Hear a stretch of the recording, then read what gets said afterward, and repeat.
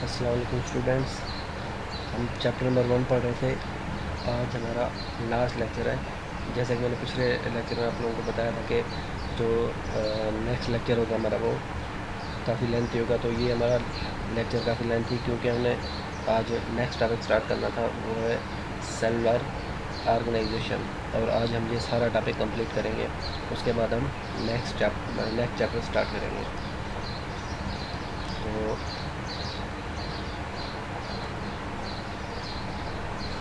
Cellular organization से पहले आप लोगों को ये याद होना चाहिए कि हमने प्रीवियस लेक्चर में क्या पढ़ा था। प्रीवियस लेक्चर के अंदर हमने पढ़ा था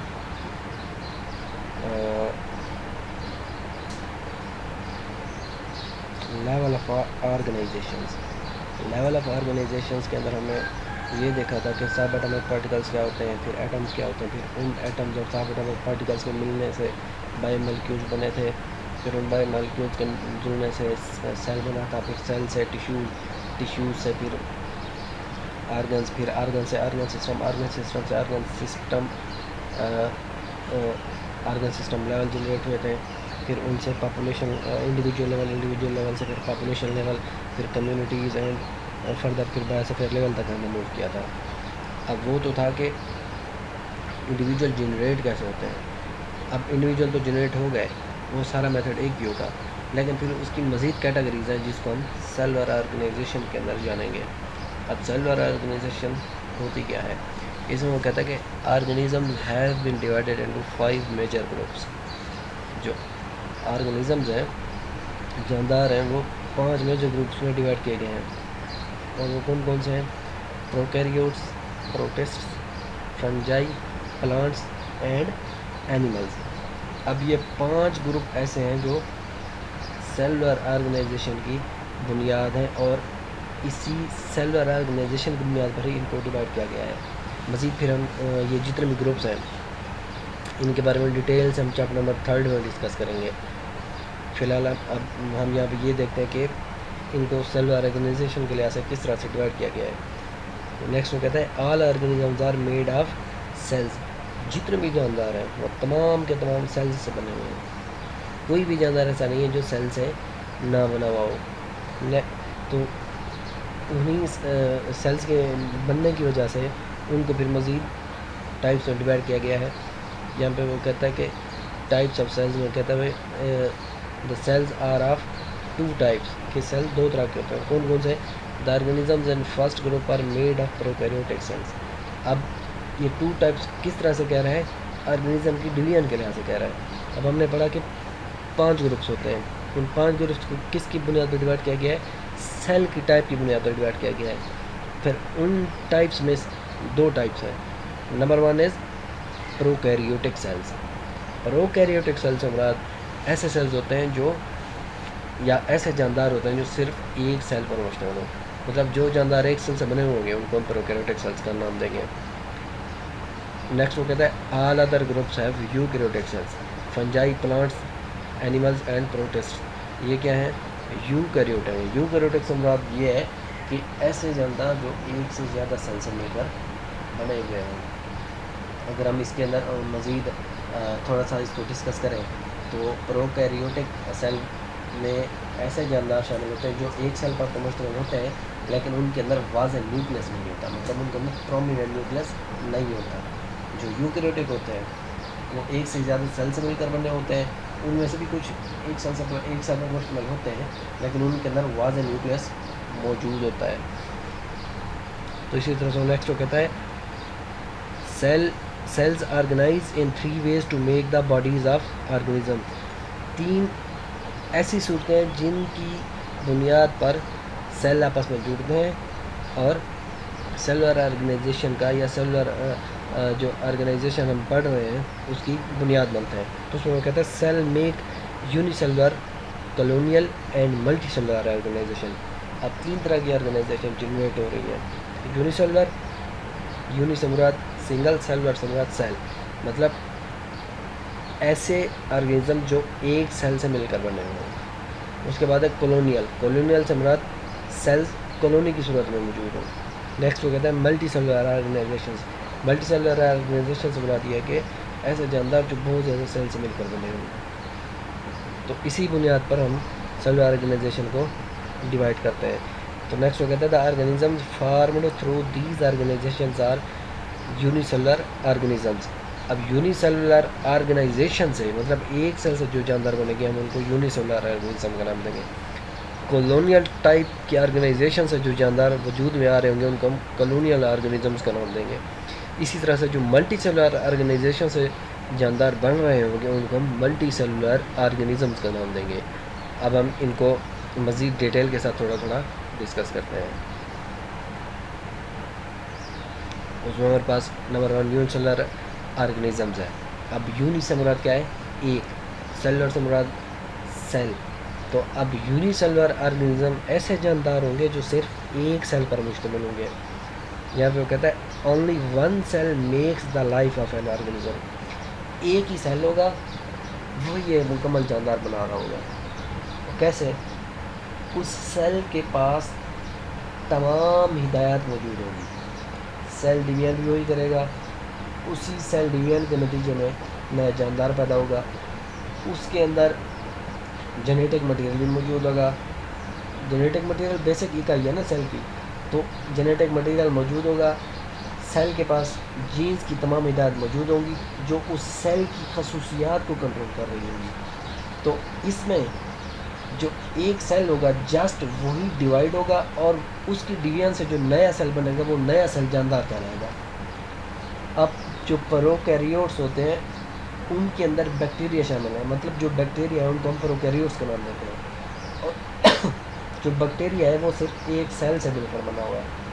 वही एक सेल डिवाइड होता है, उसकी डिवीजन के नतीजे में एक और बैक्टीरिया बन जाता है। मतलब हर 20 मिनट के बाद बैक्टीरिया का एक सेल डिवाइड होता है, उसकी डिवीजन के नतीजे में 2 सेल बन जाते हैं और वो जो 2 सेल होते हैं वो बैक्टीरिया कहलाते हैं। मतलब इसके अंदर हम ये नहीं कह सकते कि बहुत सारे सेल्स मिलेंगे फिर एक जानदार बनेगा, बल्कि ऐसा होगा वही एक सेल जानदार कहलाएगा और वही खुद को डिवाइड करके एक नया जानदार बना देगा। तो ये क्या हो गया?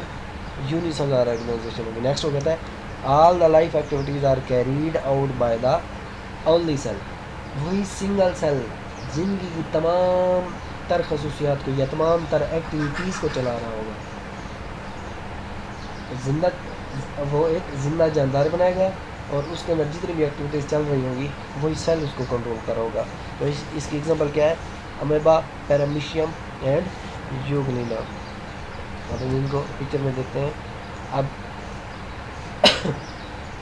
लेफ्ट हैंड पे देखें तो हमारे पास अमेबा है, मिडल में हमारे पास पैरामीशियम है और एंड में हमारे पास यूग्लिना है। अब ये तो हम क्या है? सिंगल सेल पर मुश्तमिल है, मतलब ये एक सेल उनकी पूरी बॉडी बना रहा है। तो ये क्या है? यूनिसेलुलर है, यूनिसेलुलर ऑर्गेनिज्म है। अब हम नेक्स्ट मूव करते हैं।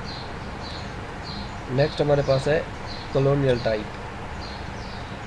अगर हम कॉलोनियल टाइप की बात करें तो इसके अंदर ऐसे जानदार शामिल होंगे जो कॉलोनीज़ बना कर रहेंगे। अब यहाँ पे देखते हैं वो क्या कहता है। वो कहता है many unicellular organisms live together. अब यूनिसेलुलर का जिक्र हो रहा है तो इससे मुराद क्या है कि जो जानदार है वो सिर्फ एक सेल पर मुश्तमिल होगा। नंबर 2 लिव टुगेदर, लेकिन वो रहेंगे एक साथ, मतलब एक सेल वाले जानदार होंगे और वही मिलजुल कर रहते होंगे। नेक्स्ट वो कहता है but do not have any division of labour among them. लेकिन उनके माबैन किसी किस्म की डिवीजन नहीं होगी, मतलब कैटेगरी से उनको डिवाइड नहीं किया गया होगा। और कॉलोनी के अंदर ऐसा नहीं होगा कि हर एक सेल डिवाइड होकर एक जानदार बना रहे होंगे, बल्कि ऐसा होगा कि हर एक सेल खुद जानदार कहलाएगा और वही इकट्ठे मिलकर एक कॉलोनी की शक्ल में रह रहे होंगे।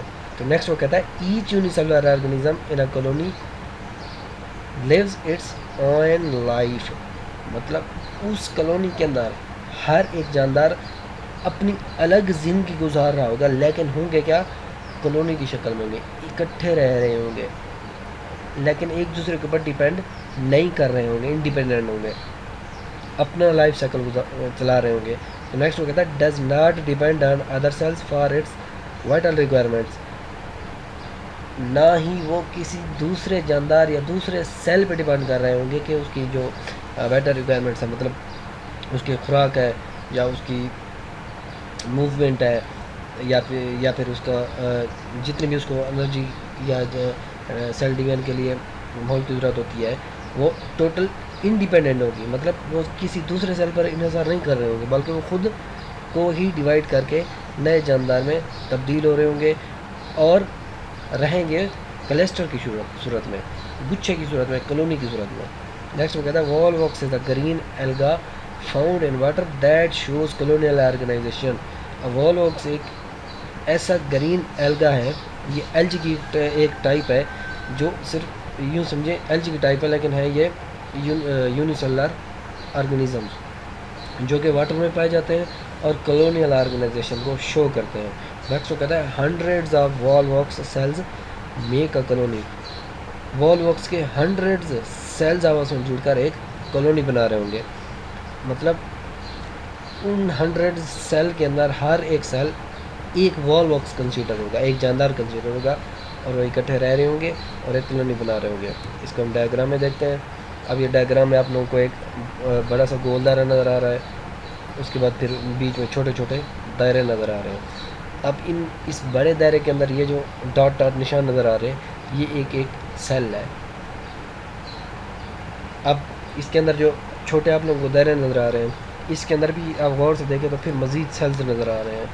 तो ये तमाम क्या हैं, अलग अलग वॉलवॉक्स जानदार हैं, लेकिन ये इकट्ठे एक ही जगह पर कॉलोनी बनाकर रह रहे हैं और अपना अलग अलग लाइफ साइकिल गुजार रहे हैं। लेकिन रहेंगे कैसे? इसी तरह से क्लस्टर के होते हैं। नेक्स्ट हमारे पास है मल्टी सेलुलर ऑर्गेनाइजेशन। अगर मल्टी सेलुलर ऑर्गेनाइजेशन के बारे में पढ़ें और देखें तो ये तकरीबन हम जो प्रीवियस लेक्चर्स पढ़ चुके हैं उनके अंदर काफ़ी हद तक हम डिस्कस कर चुके हैं लेवल ऑफ ऑर्गेनाइजेशन के अंदर। अब इसमें अगर देखें तो यहाँ पे कहता है cells are organized in the form of tissues. हमने पढ़ा था जब कि डिफरेंट किस्म के बायोमोलिक्यूल्स आपस में जुड़ते हैं तो सेल्स बनाते थे। फिर उसके बाद हमने पढ़ा था सेल्स आपस में जुड़ते हैं और टिश्यूज़ बनाते थे। तो यहाँ पर वही बात की गई है कि cells are organized in the form of tissues, cell एक दूसरे के साथ जुड़ते हैं और टिश्यूज़ बना देते हैं। फिर उसके बाद हमने पढ़ा था कि टिश्यूज़ आपस में जुड़ते हैं और ऑर्गन बना देते हैं। तो नेक्स्ट यही कहता है कि cells are organized in the form of tissues, organ and organ system. अब टिश्यूज़ आपस में मिलेंगे, ऑर्गन्स बना देंगे, ऑर्गन आपस में मिलेंगे तो ऑर्गन सिस्टम बन जाएगा। बस सिंपल सी बात है। उसके बाद वो नेक्स्ट वो कहता है frog and mustard are the familiar examples of multicellular organization. तो जो फ्रॉग और मस्टर्ड प्लांट है, सरसों का पौधा है, वो इसकी कॉमन एग्जांपल है। बेसिकली मल्टी सेलुलर ऑर्गेनाइजेशन से मुराद ऐसे जानदार जो एक से ज़्यादा सेल्स से मिलकर बने हुए हैं, तो उनको मल्टी सेलुलर ऑर्गेनाइजेशन या मल्टी सेलुलर ऑर्गेनिज्म का नाम देते हैं। अब हम फर्दर इनको डिस्कस करते हैं, मस्टर्ड और फ्रॉग को। नंबर 1 हमारे पास है मस्टर्ड प्लांट। अब मस्टर्ड प्लांट क्या है, सबसे पहले इसका साइंटिफिक नेम देखते हैं। जो इसका साइंटिफिक नेम है वो है ब्रासिका कैम्पेस्ट्रिस। ब्रासिका कैम्पेस्ट्रिस इसका साइंटिफिक नेम है। अब इसका ग्रोइंग सीजन क्या है, sown in winter and it produces seeds at the end of winter. सर्दियों के स्टार्ट में इसको काश्त किया जाता है और सर्दियों के एंड में सर्दियों के स्टार्ट में इसको काश्त किया जाता है। ये सीड प्रोड्यूस करता है, मतलब बीज बनाता है eight the end of winter, जब सर्दियाँ ख़त्म हो रही होती हैं, और इसको तभी ज़मीन के अंदर से रिमूव करके इसके बीजों को अलग कर लिया जाता है। नेक्स्ट वो कहता है इसके यूजेस। अगर हम इसके यूजेस देखें, the plant body is used as vegetable, जिसको हम साग के तौर पर यूज़ करते हैं। वेजिटेबल्स मुराद वही साग है जो हम सर्दी में पकाते हैं। तो इसकी जो बॉडी है हम इसको साग के तौर पर या सब्ज़ी के तौर पर यूज़ करते हैं। And its seeds are used for extracting oil. तो इसके अलावा हम सरसों का तेल बनाते हैं, उसके बीजों से तेल निकालते हैं और उस तेल को अपने बॉडी के मुख्तलिफ पार्ट्स पर लगाते हैं, या हम अपने सर की मालिश के लिए यूज़ करते हैं। इसके अलावा इसी के ऑयल को हम खाना पकाने के लिए भी यूज़ करते हैं। फिर उन बीजों से ऑयल निकल जाता है, वो जो हम यूज़ कर लेते हैं। वो पिसे हुए बीजों का जो बाकी वेस्ट मटेरियल होता है उसको हम जानवरों की खाल के तौर पर यूज़ करते हैं। जानवरों की खाल से बना दिया, जानवरों को ऐसा खुराक मुहैया कर रहे होते हैं, जिसको हम खल का नाम देते हैं। अब इसके 3 फ़ायदे हो गए। हम वेजिटेबल के तौर पर यूज़ करते हैं। नंबर 2, इसका तेल निकालते हैं, और उस तेल निकलने के बाद जो बीजों का जो बाकी वेस्ट मटेरियल होता है उसको हम जानवरों को एज आ खुराक यूज़ कराते हैं। नेक्स्ट हो कहता है डिवीजन ऑफ बॉडी आर्गन्स। अब बॉडी आर्गन्स की डिवीजन किस तरह से की गई है, जब वो कहता है the body organs of mustard plants are divided into 2 groups. अब इसको 2 ग्रुप्स में डिवाइड किया गया है, किस बिना पर? On the basis of their functions, उनके फंक्शन के लिहाज से। वो किस तरह से, अब हम इसको डिस्कस करते हैं। उसमें हमारे पास नंबर 1 है root, stems, branch and leaves. अब ये 4 पार्ट्स हैं। रूट्स ज़मीन के अंदर पाई जाती हैं। स्टेम, उन्हीं रूट्स से जो तना निकलता है उसको हम स्टेम का नाम देते हैं। ये 2 हो गया। उसके बाद ब्रांच, मेन स्टेम से जो टहनियाँ निकल रही होती हैं उनको हम ब्रांच का नाम देते हैं। उसके बाद उसी के ऊपर पत्ते मौजूद होते हैं। अब ये हो गया एक पार्ट। अब इसको हम क्या कहते हैं? Are the vegetative organs. अब ये बहुत अहम शॉर्ट क्वेश्चन है कि डिवीजन ऑफ बॉडी आर्गन्स के अंदर वेजिटेटिव आर्गन्स कौन से होते हैं, या फिर वेजिटेटिव आर्गन से क्या मुराद है। अब वेजिटेटिव आर्गन से सिंपल मैं आप लोगों को कंसेप्ट बताता हूँ। ऐसे आर्गन्स जो सेक्स और रिप्रोडक्शन में हिस्सा ना ले रहे हों, या हम इसको यूँ कह सकते हैं कि ऐसे आर्गन्स जो नया पौधा ना बना सके, उनको हम वेजिटेटिव आर्गन्स का नाम देते हैं। तो नेक्स्ट यहाँ पर यही कह रहा है, root, stem, branch and leaves are the vegetative organs. अब यहाँ पर लिखा है कि वेजिटेटिव आर्गन से मुराद ये कि which do not take part in sex और रिप्रोडक्शन ऑफ द प्लांट। मतलब प्लांट के अंदर जो सेक्स और रिप्रोडक्शन हो रही होगी, जिसके नतीजे में बीज वगैरह या बन रहे होंगे, तो ये जितने भी पार्ट हैं, root, stem, branch and leaf, ये उसके अंदर इन्वॉल्व नहीं होंगे, इसलिए हम इनको वेजिटेटिव आर्गन का नाम देते हैं। वेजिटेटिव आर्गन से मुराद ये है कि वो नया जानदार पैदा करने के अहल नहीं होंगे, या उस नए जानदार के पैदा होने में हिस्सा नहीं ले रहे होंगे। उसके बाद हमारे पास इसका नेक्स्ट पोर्शन है मस्टर्ड प्लांट का फ्लावर्स। बॉडी आर्गन्स है ना, बॉडी आर्गन के अंदर हमने 4 पढ़ लिए। अब हमारे पास फ्लावर रह गए थे जो टॉप पे मौजूद होते हैं। अब जो फ्लावर्स हैं are the reproductive parts of the plant. अब ये वो पार्ट है जो रिप्रोडक्टिव पार्ट है। रिप्रोडक्टिव पार्ट से मुराद प्लांट का ऐसा पार्ट जो सेक्स और रिप्रोडक्शन में हिस्सा ले रहा हो, उसको हम रिप्रोडक्टिव पार्ट का नाम देते हैं। अब अगर हम फ्लावर को देखें, उस फ्लावर के अंदर फिर रिप्रोडक्शन हो रही होती है। Anther and pollen, anther, pollen grains, ये जितने भी होते हैं ये आपस में जुड़ते हैं। उनके जुड़ने के नतीजे में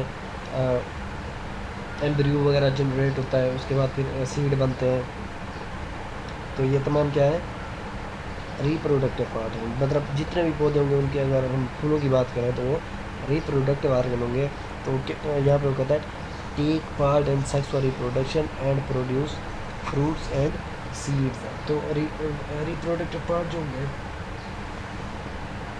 वो 2 चीज़ें बना रहे हैं, एक फ्रूट और दूसरा सीड। फ्रूट जो होगा वो उसकी बरूनी लेयर होगी, और जो मेन सीड होगा वो उसके अंदर मौजूद होगा।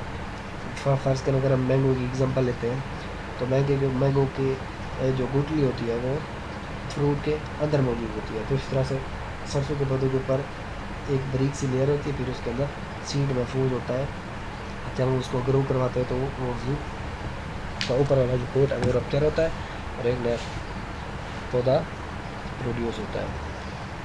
तो यहाँ पे उसकी पिक्चर दिखाई गई है। यहाँ पे जो सबसे एंड में रूट दिखाई गई है, उसके बाद स्टेम दिखाया गया है, स्टेम के बाद ओल्ड लीव दिखाया गया है, ओल्ड लीव के बाद फ्लावर, फ्लावर के बाद न्यू लीव्स, जो न्यू लीव्स बन रहे थे उनका भी जिक्र किया गया है। अब ये जो यहाँ पे हमारे पास लीव्स है, लीव्स, रूट एंड स्टेम, ये वेजिटेटिव आर्गन्स है, ये किसी के भी रिप्रोडक्शन में हिस्सा नहीं ले रहे हैं। और हमारे पास जो फ्लावर है ये रिप्रोडक्टिव आर्गन्स है, इन्हीं से बीज और फल बनेगा और उन्हीं बीजों से फिर हम नए पौधे पैदा कर सकेंगे। नेक्स्ट है हमारे पास फ्रॉग। अब फ्रॉग का जो साइंटिफिक नेम है वो है राना टाइगरिना। अब आप लोगों ने ये साइंटिफिक नेम हर सूरत याद करना है, एमसीक्यूज भी आ सकता है, शॉर्ट क्वेश्चन भी आ सकता है। फिर जो हमने मास्टर प्लान पढ़ा उसके अंदर वेजिटेटिव आर्गन्स कौन से होते हैं या रिप्रोडक्टिव आर्गन्स कौन से होते हैं वो भी होता है क्वेश्चन है। अब फ्रॉग का साइंटिफिक नेम राना टाइगरिना है। अब इसके बॉडी आर्गन्स कौन से हैं?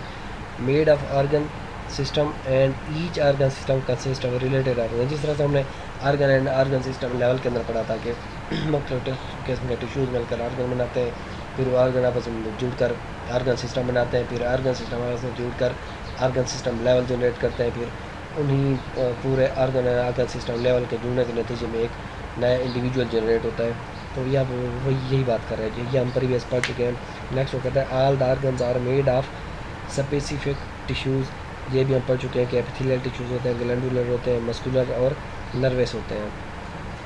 ये चार तरह के टिश्यूज़ आपस में जुड़ते हैं और एक जानदार की बॉडी को जनरेट कर रहे हैं। नेक्स्ट वो कहते हैं some organs and organ system of frog have been described in the practical activity given next. अब आप लोगों की बुक के अंदर जो नेक्स्ट प्रैक्टिकल एक्टिविटी दी गई है उसके अंदर पॉइंट्स बने हुए हैं, आप लोगों ने वो पॉइंट्स पढ़ने हैं। उन पॉइंट्स को पढ़ के आप लोगों को समझ आ जाएगी कि जो बॉडी आर्गन्स यहाँ पे जिक्र किया गया है या जो इसका आर्गन जो आर्गन सिस्टम लेवल है फ्रॉग का वो किस तरह का होता है। तो ये तुम्हारा लेक्चर, इस लेक्चर में अब मैं आप लोगों को बताता हूँ कि लॉन्ग क्वेश्चन कौन कौन से बन रहे हैं। ये हमारे पास फ्रॉग की डायग्राम है। अब ये इसके मुख्तलिफ किस्म के आर्गन्स हैं, ये अगली टांगें हैं, पिछली टांगें, इसकी आइज़, इसका माउथ, ये तमाम चीज़ें आर्गन्स हैं। अब यही जुड़कर एक मुकम्मल फ्रॉग को जनरेट करवा रही है। तो हमने सबसे पहले पढ़ा था ब्रांच ऑफ बायोलॉजी। अब वो आप लोगों के पास लॉन्ग क्वेश्चन है। उसके बाद हमने पढ़ा था relation of biology to other sciences, वो भी हमारे पास लॉन्ग क्वेश्चन है। उसके बाद हमने कैरियर्स के बारे में पढ़ा था, वो भी लॉन्ग क्वेश्चन है। उसके बाद हमने मुस्लिम साइंटिस्ट पढ़ा था, वो भी लॉन्ग क्वेश्चन है। उसके बाद लेवल ऑफ ऑर्गेनाइजेशन के अंदर organ and organ system level वाला जो बीच में टॉपिक है वो बहुत अहम लॉन्ग क्वेश्चन है। उसके बाद आगे की population individual level, habitat, species, ये सारे शॉर्ट क्वेश्चन भी आते हैं, कभी कभार लॉन्ग क्वेश्चन भी आ जाता है, लेकिन मोस्ट इंपॉर्टेंट जो बीच में मैंने बताया वही है। उसके बाद सेलुलर ऑर्गेनाइजेशन में जो हमने पढ़ा है कि unicellular, colonial and multi cellular, ये लॉन्ग क्वेश्चन है। बाज़ औक़ात मस्टर्ड और फ्रॉग के ऊपर नोट लिखने को भी आ जाता है। तो इस तरह से आप लोगों ने इनके लॉन्ग क्वेश्चन याद करने हैं। बाकी शॉर्ट क्वेश्चन आप लोगों को पता ही है कि बाकी जो बच रहे हैं वो सारे शॉर्ट क्वेश्चन होते हैं, एमसीक्यूज होते हैं। तो ये तुम्हारा आज का लेक्चर। नेक्स्ट लेक्चर के अंदर हम न्यू चैप्टर स्टार्ट करेंगे और उसका लेक्चर भी काफ़ी लेंथी होगा। बस आज के लिए इतना ही। ओके, अल्लाह हाफिज़।